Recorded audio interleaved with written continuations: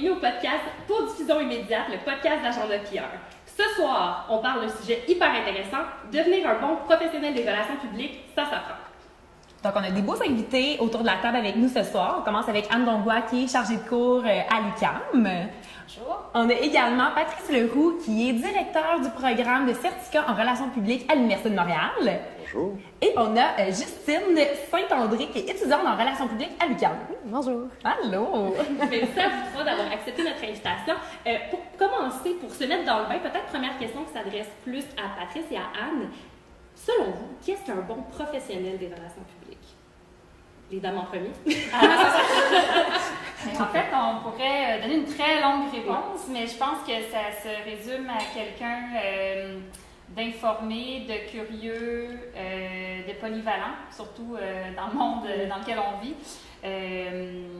Puis d'intéressé, d'ouvert sur le monde. Je pense que c'est pas mal les traits de caractère principaux. C'est un beau profil. Oui. Non, je suis d'accord avec ce que Anne dit. Je rajouterais peut-être la capacité d'écoute. C'est très important parce que d'abord, il faut bien comprendre le mandat ou les objectifs de l'organisation pour laquelle on va travailler. Donc, c'est la nature des enjeux, par exemple. Et puis aussi, je pense, la compréhension globale des pratiques de l'organisation. C'est-à-dire, c'est quoi sa mission, sa vision. Comprendre aussi son plan d'affaires. Ça, c'est très important. Des fois, les étudiants, c'est quoi la différence entre un plan d'affaires et un plan de communication? C'est pas la même chose. Savoir utiliser aussi les données pour pouvoir proposer des solutions de communication, ça, c'est très important. Enfin, il y a une foule de choses, mais ça, entre autres, ça m'apparaît très important aujourd'hui. Et toi, Justine, tu as fait le choix d'aller en relations publiques. Est-ce que tu nous un petit peu pourquoi? Oh mon Dieu, mon premier choix, c'était pas les relations publiques. Moi, au début, je voulais vraiment m'en aller en marketing. Quand je suis sortie du cégep, c'est vraiment ce que je voulais faire. Puis finalement, quand je suis arrivée à l'UQAM, j'ai fait les portes ouvertes. Chose que je conseille à tous les étudiants, faire les portes ouvertes, aller voir les programmes, poser des questions. Moi, c'est ça qui m'a vraiment aidée. Puis c'est vraiment ça qui m'a fait choisir le programme de relations publiques parce que je trouvais que, surtout à l'UQAM, c'est un beau mélange entre marketing, communication et relations publiques, que ce soit de la publicité, d'événementiel. On avait vraiment tout dans le programme. On voyait un peu de tout au cours des 3 années. Puis je regrette pas mon choix du tout. C'est vraiment... c'est pour ça que j'ai choisi le baccalauréat en relations publiques. Et tu es en 3e année? Oui, j'ai commencé ma 3e année. Puis on parle de baccalauréat, on parle de certificat en relations publiques. Chacune de vos universités que vous représentez offre différents programmes. Peut-être nous parler un peu du certificat, du bac, pour peut-être éclairer les gens sur les différentes possibilités qu'ils ont. Certainement. Bien, le certificat de relations publiques à l'Université de Montréal, il existe depuis 1970, donc ça fait très longtemps. Évidemment, il a connu des transformations majeures. Par rapport à un bac, je vous dirais qu'on s'adresse plutôt à des gens qui sont en situation de travail. Du moins, c'était ça, notre public. Ça a changé depuis le temps. Maintenant, bon, vous savez, les jeunes veulent à la fois travailler, étudier. Donc, on accueille également des jeunes qui sortent du cégep, qui veulent étudier, commencer un programme d'études. Donc, ils vont venir en relations publiques, peut-être pas nécessairement pour leur premier programme, mais comme leur 2e ou leur 3e programme. Et nos groupes, contrairement peut-être à ce qu'on voit dans les baccalauréats plus spécialisés avec des cours le jour, nos cours sont offerts le soir et les groupes sont très hétérogènes. Donc, on a effectivement des jeunes d'une 20aine d'années, mais on a des gens aussi dans la 30aine et parfois même dans la 40aine. Alors ça, la dynamique est différente à ce moment-là. Anne, de ton côté? Oui, alors moi, je suis chargée de cours à l'UQAM. Je ne représente pas l'ensemble du programme, je tiens à le dire, parce que je ne suis pas une spécialiste des programmes à l'UQAM. Le baccalauréat, en fait, donc, est sur 3 ans à l'UQAM. C'est un bac standard. La majorité des étudiants sortent du cégep. Donc, pour la plupart, ce sont des jeunes. J'ai quand même eu des étudiants plus âgés aussi qui faisaient des retours aux études ou qui venaient chercher des cours, parce que le cours que j'enseigne, événements spéciaux et commandites, est également donné en choix optionnel. Alors, j'ai aussi eu des étudiants donc plus âgés qui venaient suivre le cours pour se perfectionner. Mais en général, le baccalauréat en soi, c'est 3 ans. Et c'est un programme qui a été revu aussi dans les dernières années parce qu'évidemment, le travail de relations publiques a évolué énormément, ne serait-ce que dans les dernières années, mais donc depuis la création du bac, là, il y a eu énormément d'améliorations, bonifications qui ont été faites pour que ça représente davantage le monde d'aujourd'hui. Et je sais que relations publiques, je pense que ça gagne en notoriété. L'univers des communications est relativement intéressant souvent pour soit les jeunes diplômés, soit les gens qui font un retour sur les bancs d'école, etc. Est-ce que vous avez senti peut-être une demande accrue pour des programmes de communication au fil des dernières années? Bien, à l'UQAM, je sais que ça a toujours été Mais c'est super très contingenté ouais. comme domaine et se l'est encore. Avec en fait les ajouts qui ont été faits récemment au bac, les améliorations, les mises à jour. Il y a aussi un examen de français qui est fait au début. Il y a un examen d'anglais aussi qui doit être réussi à la sortie du bac. Donc, c'est certain que l'idée, c'est de s'assurer que les étudiants qui entrent dans le programme aient cette volonté-là, parce que c'est très contingenté, et qu'ils en sortent en fait avec tout le bagage nécessaire pour être des bons professionnels sur le marché du travail. Mais donc oui, il y a énormément d'engouement pour le programme. Ça ne dérougit pas. Oui, je renchéris effectivement l'intérêt pour les communications en général, mais particulièrement pour les relations publiques. Je pense que ça ne se démord pas. Aujourd'hui, les entreprises, les organisations ne peuvent pas vivre en vase clos. Hein. Elles doivent établir des relations avec leur public, les parties prenantes. Elles sont imputables envers une foule de facteurs. Donc, il y a une espèce d'intérêt, effectivement. Les entreprises doivent communiquer, elles n'ont pas le choix. Et dans cette optique-là, je pense que c'est intéressant. Mais surtout, même si on vit à une époque un peu trouble, disons, avec des sociétés qui se replient sur elles-mêmes, le populisme, les fake news, les faits alternatifs. Bon, nous, on est peut-être un petit peu moins touchés par ça, mais on peut être touchés aussi par la désinformation, etc.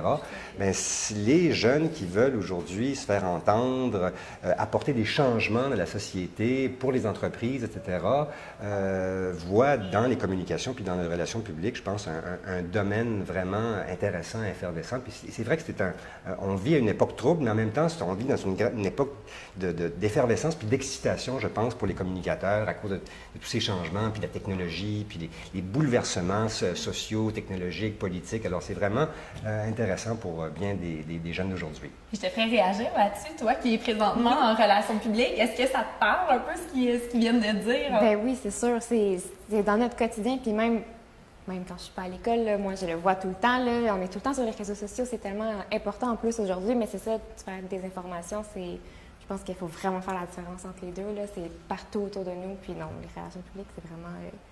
On est là pour très rétablir présent. les voilà. Exact. Souvent faire comme voilà ce qui est. Parce que, des fois, de rétablir les fake news également. Et ça s'apprend aussi, la vérification. Et puis ça, c'est effectivement, c'est une habileté qu'il faut acquérir. La vérification, l'analyse des données, etc. Alors, et malheureusement, c'est pas tout le monde qui le fait. Ouais. Puis Patrick, je serais curieuse parce qu'on parle d'un certificat en relations publiques. Si quelqu'un veut faire, par exemple, un bac par cumul, mais veut se diriger dans le milieu des relations publiques parce que soit qu'il n'est pas accepté à l'UQAM ou autre, il y a plein d'options. Puis ça, à quoi on jumellerait ce certificat-là? Est-ce que ce serait à un bac? Est-ce qu'il y a d'autres certificats pertinents? Ce serait quoi? Les combinaisons sont nombreuses. C'est sûr que quelqu'un qui est très, très jeune, qui sort du cégep, si je veux commencer par le certificat de relations publiques, je lui dis, c'est pas une bonne idée de commencer tout de suite par le certificat de relations publiques parce que aujourd'hui, dans la plupart des entreprises, on exige un baccalauréat en communication. Alors, ça peut être un baccalauréat en communication spécialisée, comme on offre même à l'Université de Montréal. Il y en a un à l'UQAM, d'autres universités. Mais dans cette optique-là, je préfère les conseiller de commencer, par exemple, par un certificat en communication appliquée, qui est un certificat général, qui va parler, entre autres, va aborder les questions de la théorie, parce que la théorie, c'est très important. Surtout pour les praticiens, on l'oublie, là, mais la théorie, ça fait en sorte qu'on va être porté à réfléchir, à comprendre des enjeux, à poser des questions. Et donc, le certificat en communication appliquée, ça peut être un bon certificat comme premier certificat. À la rigueur, comme deuxième certificat, on peut faire le certificat de relations publiques. Et comme troisième certificat, il y en a plein. Il y a le certificat en rédaction professionnelle, il y a le certificat en gestion philanthropique, il y a le certificat de publicité. Et j'ai beaucoup d'étudiants qui vont souvent faire le certificat en gestion de projet à HEC Montréal, qui est une école affiliée à l'Université de Montréal. Mais il ne faut pas oublier aussi que près de 35% de mes étudiants ont déjà un baccalauréat. Alors, s'ils ont un baccalauréat dans un domaine très spécialisé, avec le certificat seulement, ça risque d'être difficile. S'ils ont développé une empreinte numérique, s'ils ont acquis certaines habiletés fondamentales en communication, ça peut aller. Mais aujourd'hui, on sait que la plupart des grandes organisations, dont les organisations gouvernementales, exigent un baccalauréat en communication. Alors, si on a un certificat de relations publiques, un certificat de communication appliquée, puis un certificat de rédaction, ou même de publicité, bien, ça peut être reconnu comme un certificat en communication appliquée, et c'est écrit sur le parchemin. Et ça démontre quand même une certaine polyvalence auprès des employeurs. Et il y a toujours des jeunes qui peuvent tirer leur épingle du jeu avec un bac par cumul de certificats. Et moi, ce que je trouve intéressant, justement, certificat de communication appliquée, si je peux faire mini-témoignage, moi, c'est comme ça que j'ai découvert les relations publiques. Tu sais, je pense que maintenant, puis c'est un peu pour ça qu'un genre de PR existe, c'est qu'on a envie de faire du PR pour le PR, pour vraiment démocratiser qu'est-ce que c'est les relations publiques au quotidien. Parce que des fois, bon, ben c'est sûr que c'est derrière la caméra, c'est quelque chose qu'on connaît peut-être un petit peu moins. Fait que, tu sais, c'est important de faire connaître ça. Et en même temps, de par, des fois, des formations un peu plus générales en communication, ben c'est comme ça que, le cours d'introduction en relations publiques, ben c'est ça qui, des fois, t'allume une cloche sur « Ah, c'est ça que j'ai envie de faire dans la vie parce que, je savais pas que c'était une option qui était possible. » C'est sûr que, bon, en 10-15 ans, ça a évolué, mais je pense que ça peut être une belle option des fois pour faire découvrir comme une introduction aux relations publiques aussi, puis permettre de faire un choix aussi plus éclairé. Là. Tout à fait. Puis c'est à ça qu'il sert, le certificat, dans le fond, parce qu'il y a des cours qui viennent du certificat en journalisme, qui est un autre certificat qu'on peut jumeler aussi. Des fois, on peut aller de l'autre côté de la barrière, même si le journalisme vit un certain déclin depuis quelques années. Je pense que le journalisme est promis à de plus belles années à venir. Là, il y a un chambardement qui s'opère en ce moment, mais moi, je crois beaucoup au journalisme. C'est nécessaire en démocratie, comme c'est nécessaire d'avoir des relations publiques aussi, parce qu'on a le droit de soumettre des idées qui vont être débattues dans l'opinion publique. Mais je pense que le journalisme aussi va reprendre du poil de la bête éventuellement d'ici quelques années. Le journalisme n'est pas mort. Il n'est Ça, pas c'est mort. sûr. On est sûr. Anne, toi, de ton côté, au baccalauréat, bon, là, tu es chargée de cours pour les étudiants en relations publiques, mais également les étudiants qui sont en communication ou marketing. Toi, au cours des années, comment le programme a changé en relations publiques? Tantôt, on parlait qu'on s'adapte à ce qui vient, à différents, mais comment on pourrait témoigner de ce qui a changé? Bien, moi, mon cours, donc c'est à la fois, il est commandé par l'École des sciences de la gestion et par le bac en relations publiques. Donc, j'enseigne effectivement à différentes cohortes de différents horizons, mais quand même, ça se ressemble un peu. Et puis, le bac, en fait, a été revu en 2015 et il a été vraiment adapté aux réalités d'aujourd'hui. Donc, à la fois, ben, c'est sûr que les réseaux sociaux... Moi j'ai suivi ce bac-là, j'ai gradué il y a plusieurs années. Et c'est certain qu'il y a énormément de cours qui ont changé. Donc, on parle maintenant de cours de production, on parle maintenant... moi, je me rappelle, c'était InDesign et à peine, j'avais un logiciel sur lequel je travaillais. Et encore, je ne sais même pas si c'était InDesign. En tout cas, un petit truc de graphisme. Donc, ça évolue beaucoup. Les réseaux sociaux, l'information publique, les affaires publiques aussi qu'on touche davantage parce que c'est vrai que la formation, ça forme des professionnels qui peuvent travailler dans toutes sortes de milieux. Donc, c'est pas qu'une industrie en particulier. Les gens doivent être polyvalents en sortant. Ça donne une belle introduction. Il y a de plus en plus aussi de cours pratiques, que ce soit des ateliers, les stages, évidemment, 2 longs stages quand même que les étudiants doivent réaliser. Ils peuvent en faire plus également. Donc, c'est vraiment tourné vers le côté un petit peu plus pratique, mais en gardant les bonnes bases théoriques également. Puis en touchant, dans le fond, comme je l'ai dit, là, au numérique, au socio-numérique. On prend le virage. Exactement, pas le choix. Puis il y a aussi une 3e langue qui est encouragée.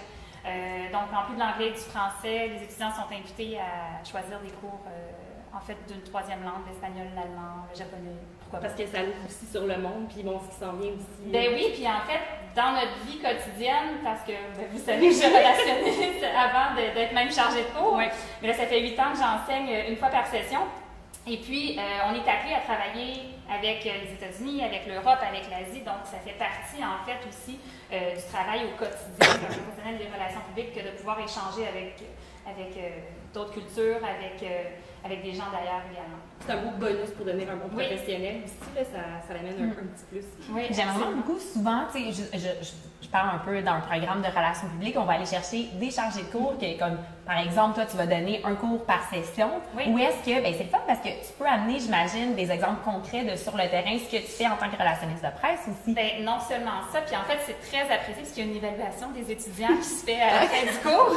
Puis là, je suis toujours bien stressée. Mais c'est ce que les étudiants apprécient, c'est que mes exemples en classe ne datent pas d'il y a 20 ans, ne datent pas d'il y a 3 ans, ils datent d'il y a 3 semaines, d'il y a 3 mois. Donc, ce sont des exemples qu'ils connaissent, auxquels ils peuvent se référer, qu'ils ont vu passer dans l'actualité. Donc, c'est sûr que pour eux, puis c'est souvent ce qui est dit, c'est très intéressant parce que on est vraiment dans la vie qu'on connaît, dans les intérêts qu'on a. Puis au début de la session, je demande toujours, par exemple, là, en ce moment, je sais que j'ai une gang qui tripe sur les sports. Fait que je vais essayer aussi d'orienter mes exemples dans cette industrie-là parce que c'est ce qui les motive. Donc là, il y a des cas là, cette semaine avec Nike ou des choses comme ça. Mais forcément, je vais adapter aussi mon enseignement en fonction de ce qui se passe dans l'actualité.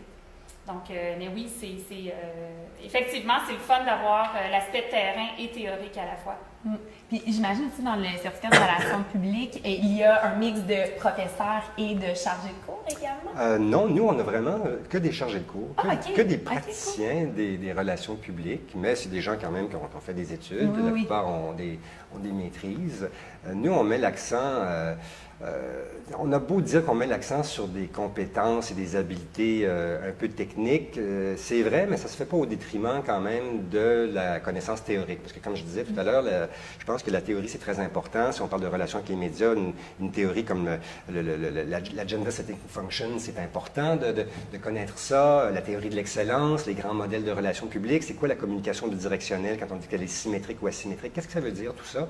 Et souvent, je pense que pour les plus jeunes étudiants de relations publiques qui ont une bonne base théorique, en plus d'avoir des savoir-faire et puis du savoir-être, ça c'est autre chose qui est très important, je pense que c'est eux qui vont mieux réussir parce qu'une théorie, souvent, c'est ça qui nous aide à réfléchir et puis à pouvoir porter un jugement critique sur certains phénomènes. Et qu'est-ce que tu apprécies, toi, du côté d'un professeur ou d'un chargé de cours? Tu sais, qu'est-ce que tu trouves intéressant, toi, quand tu es assis dans une salle de cours? Bien, un peu comme tu disais, l'aspect plus sur le terrain, d'avoir des exemples concrets, ça c'est vraiment, vraiment le fun. La session passée ou l'autre avant, je me rappelle pas, on a eu un cours de commandite, justement, gestion des commandites, puis notre professeur était vraiment à nous donner des bons exemples qui étaient récents aussi, puis qui nous touchaient un peu plus en relations publiques. Caroline Lacroix? Oui, exact. Donc, ces exemples étaient vraiment axés sur les relations publiques, alors qu'avec une autre cohorte, par exemple, peut-être en marketing, elle avait peut-être plus des exemples de marketing, mais c'était des exemples récents, il y avait tout le temps des vidéos, puis on pouvait lui poser des questions, puis elle pouvait nous répondre. Fait que ça, c'était vraiment le fun de pas juste avoir de la théorie, parce que des cours juste théoriques où il n'y a pas d'exemple concret, des fois c'est un peu plus lourd, un peu plus difficile d'être... De s'imaginer comment c'est sur le terrain. Exact. Puis de 3 heures de cours juste théorique, à un moment donné, ça commence à être long, mais il faut tout le temps rester à jour. Un équilibre, il faut avoir un équilibre entre savoir-faire, savoir-être aussi, ça c'est très important, mais c'est vrai que les étudiants en général apprécient beaucoup l'expérience terrain. Bon, c'est pas tous les professeurs qui peuvent parler vraiment de ce sur quoi ils travaillent, là. Des fois c'est possible, mais bon, je pense au cours de gestion de crise, souvent, s'il y a une crise en ce moment, qui est gérée par une chargée de cours, bon, elle ne peut pas tout divulguer non plus. Alors, mais c'est vrai que l'aspect pratique, l'aspect terrain est très apprécié. Puis l'expérience des chargés de cours est très appréciée par les étudiants. Si je peux ajouter aussi, dans les cours où c'est pertinent de faire un retour un peu sur l'actualité de la semaine pour voir qu'est-ce qui est sorti dans les médias. Selon chaque cours en commandite, on le faisait. En gestion de crise aussi, on le faisait. Puis des fois, surtout quand on est à temps plein à l'école, qu'on travaille en plus, des fois, on a moins le temps de faire le tour vraiment de tous les médias puis de vraiment se pencher sur chaque sujet. Mais là, en classe, on a le temps de le faire, on discute avec le prof, on discute avec les autres élèves. Fait que des fois, c'est le fun de faire un tour d'actualité comme ça avant de commencer le cours pour se mettre dans le bain un peu puis voir comme, OK, là, cette semaine, il se passe ça dans tel aspect. Donc, ça aussi, moi, j'apprécie beaucoup, en tout cas. De le décortiquer. Ouais, exactement. Comprendre, ça va être d'assimiler aussi. Parlant d'assimiler, on a effleuré tantôt le sujet des stages. Les stages, c'est quand même important dans une formation. Ça forme à l'extérieur de l'école, ça nous donne la pratique. Je vais commencer avec Justine, à savoir... Toi, quels ont été tes critères pour avoir trouvé ton stage? Qu'est-ce qui est important comme stage? Mon premier stage, je l'ai fait dans une entreprise que je connaissais parce que je travaillais déjà pour eux. Mais je pense que c'est très important de prendre un domaine ou de prendre un milieu de stage qui t'intéresse. Je déteste la politique, j'irai jamais faire un stage en politique.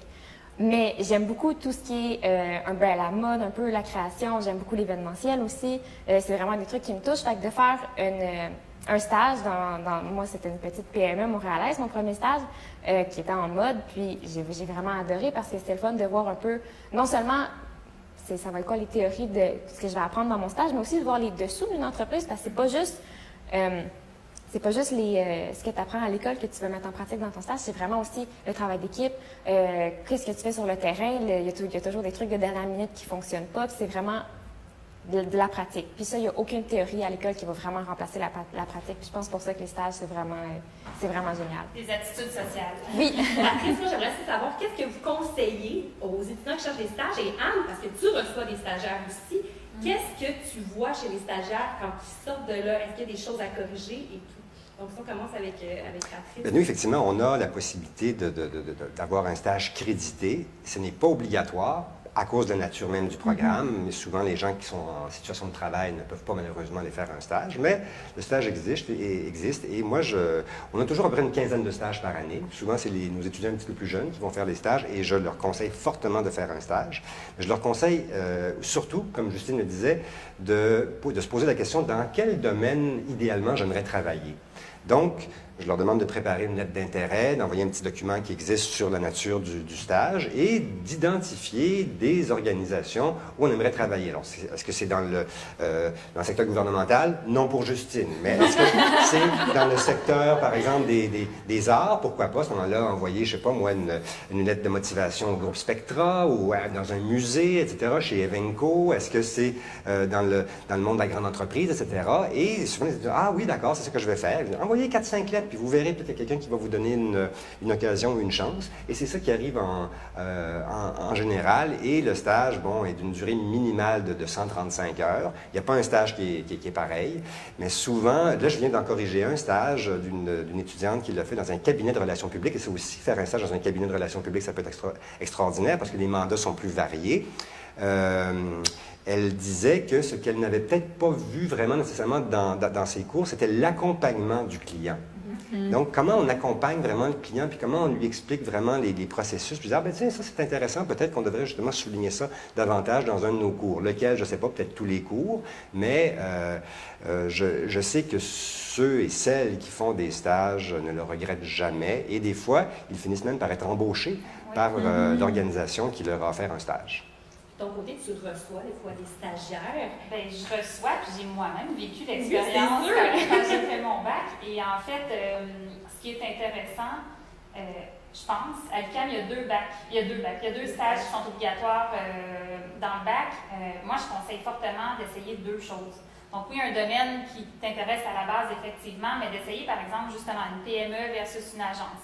Ou d'essayer carrément deux domaines qui t'intéressent. La mode, puis la santé, ou le communautaire versus le cabinet de relations publiques. Donc, je trouve ça intéressant parce que ça permet en fait, de vivre des expériences complètement différentes puis de tester tout l'écosystème de cette entreprise ou de ce cabinet ou de cet organisme-là. Puis ça, je pense que tu peux pas, on a beau en parler dans un cours, en théorie, etc., tu peux pas comprendre sans le vivre. Alors, les stages, c'est fait pour ça, c'est fait pour essayer, c'est fait pour découvrir, c'est fait pour, on va là comme éponge pour absorber puis pour donner le meilleur de nous-mêmes avec les connaissances qu'on a en date du jour où on sort de notre bac. Mais c'est très intéressant parce que, puis aussi, moi, la raison pour laquelle j'enseigne en passant, c'est pour rester près des jeunes. Je trouve ça ultra intéressant puis ultra important de rester connecté. Je suis pas vieille, mais quand on est dans notre quotidien d'agence de relations publiques, de gestion de crise, de gestion d'enjeux, d'affaires publiques, puis qu'on a ce contact-là privilégié avec les jeunes, bien, pour moi, ça n'a pas de prix. C'est essentiel, en fait, de continuer cette transmission des deux côtés. Donc, c'est la communication bidirectionnelle dans ce cas-là. Et les stages permettent ça, parce qu'effectivement, quand on soit des stagiaires, l'idée, c'est d'échanger aussi. C'est pas juste de faire du travail ou de collaborer professionnellement. Il y a aussi un échange personnel qui se fait, puis je trouve ça extrêmement enrichissant, et pour eux, je pense, et pour nous. Et on parle justement de stages que certains, justement, étudiants, peut-être si c'est leur dernier stage, peuvent potentiellement se faire engager à la fin de celui-ci. Je serais curieuse de savoir, c'est quoi à peu près les perspectives d'emploi en relations publiques, en communication? Moi, je me suis fait engager dans mon dernier stage en relations publiques. En fait, c'est comme ça que je suis partie à mon compte. Et donc, j'ai rencontré deux seniors en relations publiques et je travaille encore avec elles aujourd'hui. J'organise encore la Grande Guignolée des médias avec elles et d'autres événements. Alors oui, ça fait plus de 15 ans. Alors, hein, c'est un beau, beau projet. Je pense qu'il y a énormément d'avenir.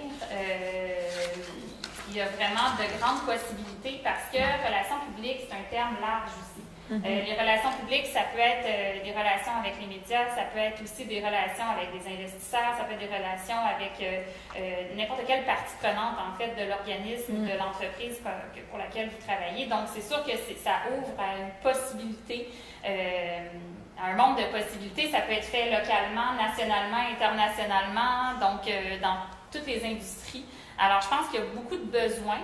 Il y a beaucoup de gens qui cherchent aussi. Puis je pense que ce qui manque sur le marché, c'est la spécialisation. Il y a beaucoup de généralistes, mais je pense qu'il y a moins de relationnistes qui se spécialisent dans certains domaines. La communication financière, en santé. Moi, en tout cas, j'ai beaucoup de clients qui cherchent des gens plus spécialisés. Donc, je remarque que c'est en effet pour embaucher à l'interne, c'est un besoin qu'il y a. Ça va être une niche, justement, pour justement certains étudiants de oups, OK, peut-être aller faire des stages dans ces secteurs-là, ou est-ce qu'il y a peut-être davantage une demande aussi pour que tu aies un intérêt naturel aussi, là, mais oui. Non, c'est bon cue. Et toi, Patrice? Ben, c'est vrai, par exemple, nous, on a un cours de relations avec les investisseurs, et puis quand on fait des relations avec les investisseurs, bien, on est dans un domaine qui est réglementé. On ne peut pas émettre un communiqué de presse comme ça. Là, il faut, alors donc, il y a l'autorité des marchés financiers qui est derrière ça. Puis surtout, si on travaille pour des compagnies qui sont cotées en bourse, ça devient un peu plus compliqué, mais c'est fascinant. Il y a de l'emploi. Je sais que les perspectives d'emploi demeurent très bonnes dans le secteur des communications et dans le secteur des relations publiques en particulier. Il y a quand même une demande croissante pour les communications en général. Au Québec, il y aura également des départs à la retraite, il faut bien se l'avouer. Est-ce que ces gens-là seront tous remplacés? Peut-être pas, mais il y en a une bonne part qui le seront. Et selon Emploi Avenir Québec, la demande pour des professionnels en relations publiques, en communication, devrait augmenter au cours des prochaines années. Sauf qu'il y a quand même pas mal de gens, il y a beaucoup de programmes. Qui va finir par être embauché? Ben, c'est des gens qui seront les mieux outillés. C'est des gens qui auront développé des réseaux, c'est des gens qui auront développé leur empreinte numérique. Quand on va googler leur nom, on dit, ah ben tiens, cette personne elle a un blog, elle sait comment écrire, ou elle a un beau compte Instagram, ou elle est capable, ou elle a un compte YouTube avec elle fait des vidéos, elle fait des choses, elle a un portfolio déjà, parce que le parchemin puis le diplôme c'est bien beau, mais c'est pas suffisant. Il faut se démarquer en démontrant ce qu'on est capable de faire, la curiosité qu'on a envers toutes sortes de domaines, et c'est comme ça qu'on peut se démarquer. C'est ça du moins ce que je dis à mes étudiants depuis déjà fort longtemps. Mais il y a effectivement pas mal de compétition avec des programmes. C'est là aussi que le savoir-être embarque. Parce qu'on s'entend que c'est des relations publiques aussi. Fait que c'est sûr que un peu l'interaction que tu vas avoir en entrevue, les relations que tu as établies avec les autres, les enseignants, les autres étudiants, dans les stages. Fait que je pense qu'il y a ça qui rentre aussi en compte. De faire comme, la personnalité de la personne devant toi, est-ce qu'on sent que c'est peut-être une relationniste née, si on pourrait dire ça comme ça? Là? Oui. C'est important en tout temps, en fait, parce que Montréal, c'est un très petit marché et on recroise des gens. Moi, j'ai engagé d'anciens étudiants, j'ai des clients qui ont engagé d'anciens étudiants. On se recroise constamment. Alors, le savoir-être, premièrement, on est supposé l'avoir depuis l'enfance, ou en tout cas, idéalement, c'est inné. Mais bon, pour certains, ça s'apprend. Fait que l'idée, c'est de le mettre en valeur ou de l'appliquer tout en étant soi-même, mais en tout temps. Donc, à la fois à l'université, sur les bancs d'école, en stage, quand on apprend, et dans la vie professionnelle par la suite. Donc, c'est un état constant qu'il faut retrouver. Puis est-ce que ça te rassure, ça, de savoir qu'il y a des bonnes perspectives? Oui, parce que je me suis souvent fait dire que les communications c'était contingenté, puis que c'était difficile de rentrer, puis sur le marché du travail aussi. Oui, c'est encourageant, très encourageant. Je trouve que c'est des beaux conseils que vous venez de donner aux gens pour savoir-être et tout, mais est-ce qu'il y a des conseils que vous donneriez aux étudiants qui veulent rentrer dans les programmes de relations publiques? Et aussi, on a parlé de réseautage, c'est super important. Moi, j'aimerais juste rajouter peut-être rentrer dans votre cercle, à aller voir des événements, rencontrer des gens, parce que quand on parle de perspective d'emploi, c'est là que c'est plus important. Mais quel conseil donneriez-vous à quelqu'un qui veut aller dans un programme de relations publiques? Ben, avant de commencer un programme de relations publiques, je leur dirais de se procurer le tout nouveau livre qui vient de sortir à la mi-août 2018, qui s'intitule Introduction aux relations publiques, qui est un livre obligatoire, qui est un livre qui vient de paraître aux presses de l'Université du Québec. 24 collaborateurs, et c'est un livre quand même qui fait le bilan sur la profession de professionnel en communication, de professionnel en relations publiques. Alors donc, déjà, ça devrait donner une bonne idée de ce que sont les relations publiques, de qu'est-ce qu'on doit s'attendre, les défis qui attendent aussi les professionnels des communications. Et là, peut-être qu'après ça, on pourra se faire une bonne idée, on pourra décider de se lancer et d'aller dire, oui, moi, je vais aller faire une demande à l'UQAM, dans le bac, ou aller dans le certificat, ou aller dans d'autres programmes. Il y a plusieurs universités qui offrent des programmes en relations publiques, comme vous le savez. Moi, j'ajouterais, donc, en complément du livre, n'hésitez pas aussi à vous rendre dans les événements, à les tester, à offrir vos services, votre temps. Faites du bénévolat, que ce soit à l'événement communautaire au coin de la rue ou dans des grands événements qui cherchent souvent des bénévoles, que ce soit les pique-niques électroniques, que ce soit le pique-nique électronique, que ce soit C2 Montréal. Il y a énormément de grands événements qui sont à la recherche de bénévoles et qui privilégient aussi des gens justement avec un savoir-être, des gens qui sont bilingues, des gens qui se présentent bien, qui parlent bien, qui ont du bagou. Alors, c'est de mettre ça en valeur, en fait, en proposant ces services bénévolement au départ, bien entendu, puis par la suite, ben, il viendra... En fait, idéalement, ce serait rémunéré, mais dans la réalité, souvent, c'est que c'est bénévole, puis par la suite, en fait, pendant le stage, c'est soit rémunéré ou non rémunéré, puis voilà. C'est ça que j'ai fait quand j'étais jeune, moi. Je suis allé cogner à une porte, et puis il y avait un événement qui s'appelle toujours l'ACFAS. C'était à l'Université de Montréal. Et puis j'ai dit, ben moi, je vous offre mes services. Est-ce que je peux travailler dans la salle de presse, accueillir des journalistes? On me dit, ben oui, pourquoi pas? Et puis c'est comme ça que j'ai commencé. Il y a très, très, très, très longtemps. C'est juste un petit détail qui change tout. Et oui, sur un CV, c'est super beau. C'est sûr que quand tu reçois un CV, tu vas automatiquement regarder ça, comme quelles sont les expériences concrètes de la personne. Même des fois, pour choisir un stagiaire, elle a fait d'autres stages. OK, elle a décidé de participer bénévolement à 2-3 événements, tu sais, clés de l'industrie. C'est comme, OK, c'est quelqu'un qui veut et qui n'a pas peur de donner son temps. Il y a de l'intérêt, ben oui. Oui, OK, ça ne paye pas là quand tu le fais, mais ça repaye après. Et ça paye après, et souvent, ça va te mettre sur le top de la liste des CV. Oui, vraiment. Un gros merci de nous avoir partagé vos connaissances et trucs, astuces et d'avoir donné ton input à toi aussi en tant qu'étudiante. C'est le fun d'avoir les deux côtés de la médaille aussi. C'était très apprécié. Merci beaucoup. Merci.